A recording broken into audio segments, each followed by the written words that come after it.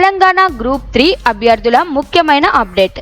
TSPSC తాజాగా కీలక ప్రకటన విడుదల చేసింది. జూన్ 18 నుంచి జూలై 8 వరకు జరగాల్సిన ధృవపత్రాల పరిశీలన ప్రక్రియను తాత్కాలికంగా వాయిదా వేస్తున్నట్లు అధికారికంగా ప్రకటించింది.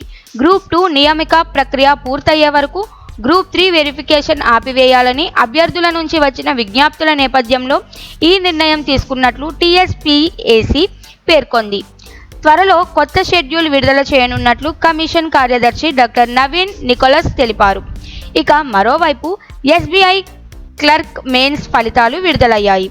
ఏప్రిల్ 10, 12 తేదీల్లో జరిగిన మెయిన్స్ పరీక్షలో అర్హత సాధించిన అభ్యర్థుల ప్రాథమిక రోల్ నెంబర్ల జాబితాను అధికారిక వెబ్సైట్లో ఉంచారు.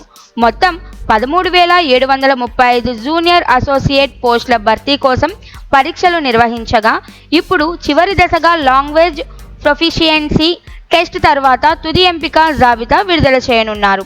ఈ 2 అంశాలు ప్రభుత్వ ఉద్యోగాల కోసం ఎదురుచూస్తున్న అభ్యర్థులకు ఎంతో కీలకమైనవి.